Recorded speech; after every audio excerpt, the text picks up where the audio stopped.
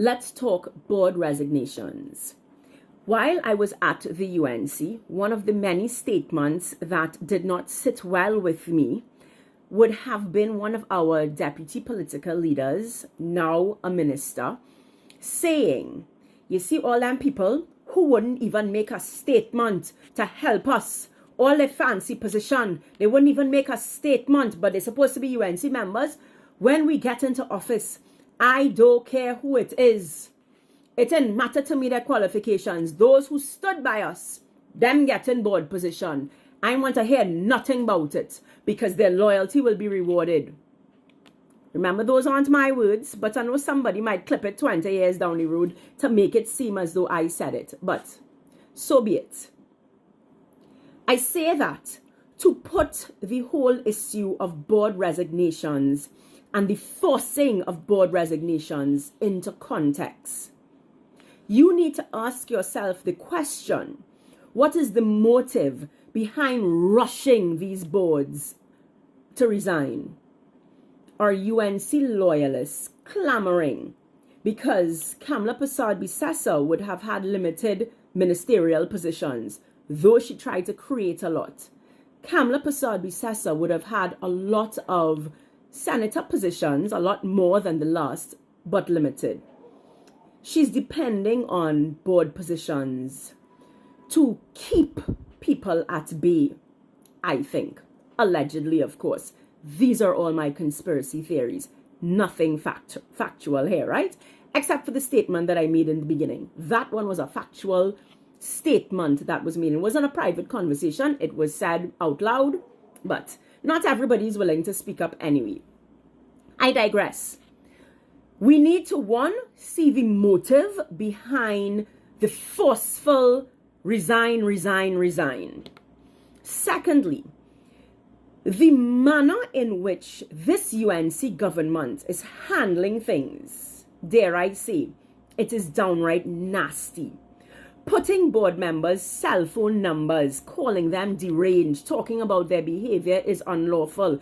It is tantamount to bullying. How can you put a board member's cell phone number and encourage the country to call them and harass them into a resignation?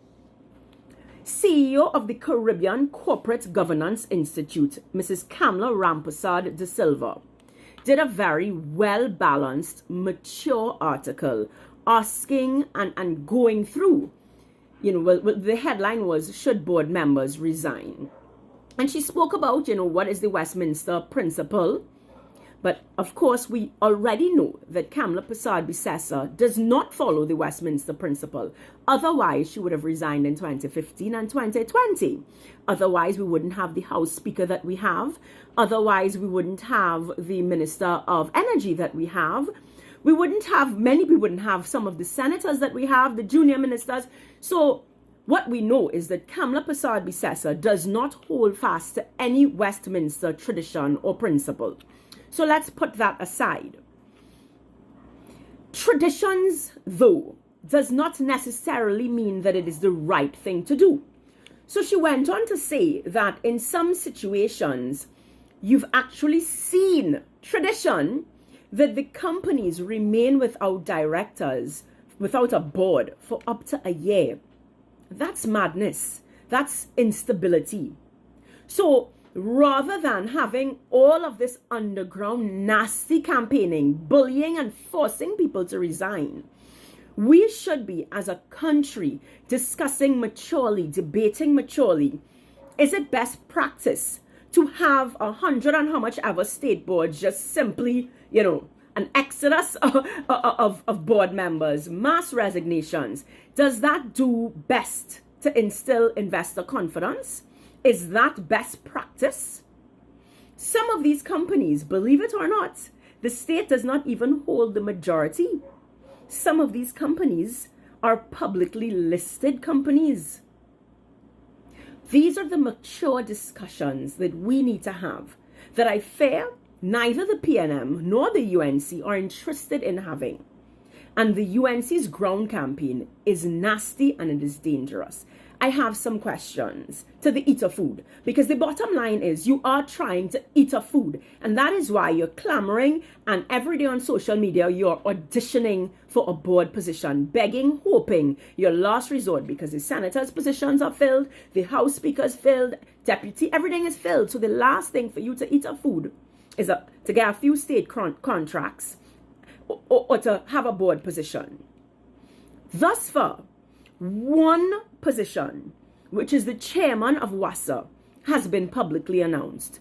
So all of this hullabaloo, is it a distraction to your own members who are clamoring for a position, who are clamoring to eat a food at the taxpayers' expense? Is it to say, well, listen, what they want me to do, they ain't even resign yet? Here's what I suggest.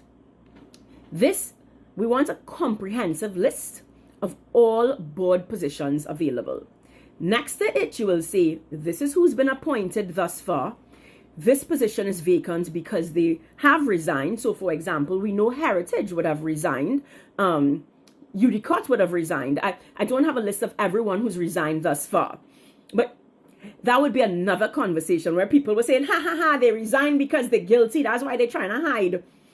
It just speaks to the ignorance, because the same UNC members were out there trolling around saying, look, this one resigned and that one resigned because they know they're guilty. That's why they resigned. Instead of actually knowing that it was just a tradition that the day after elections, if your party lost, you just resign.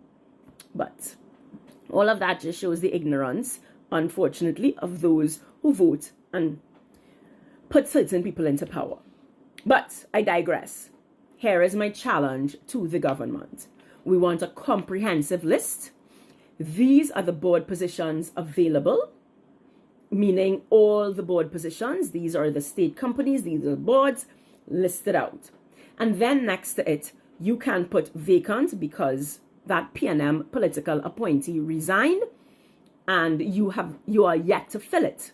You can say, like in the case of the WASA chairman, new appointee. So we can see the date. So we can see the date of that person was appointed. If that person was appointed anywhere between April and May, and now June of 2025, we know that this is a new political appointment. He is a UNC politically appointed person.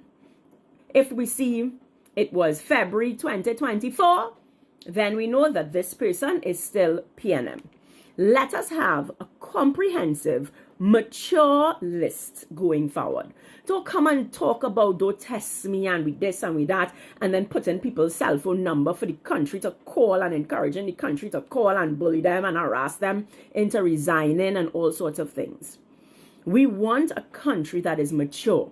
We want a country that is moving forward. And that comes from leadership. Show us a mature approach to replacing the boards. Let us know, because we are investors and we need to have confidence that this is not just a gone today, empty for a year while you figure it out. Because listen, Kamla Persad-Bissessar, you took so long to appoint your senators. You took so, and then you just kind of leave us with it. We need to know what we're championing. We need to know. We're waiting on a comprehensive list. Let us see the state boards. Let us see all the names. Let us see who you still have to fill. Because we need to know. All of this just seems to me like bacchanal and drama. Because you have learned from the PNM. You've learned how to be a master of distraction. You've learned how to have us busy with bacchanal and drama so that we're not focused on things like the Judith Jones report.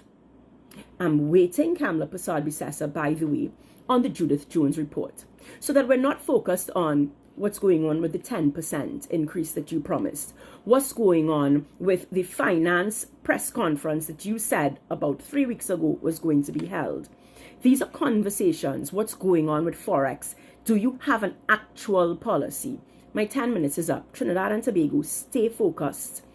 Don't fall for the drama. Ask mature questions. Let us have mature debates, mature dialogue, mature conversation that will truly take us into developing status.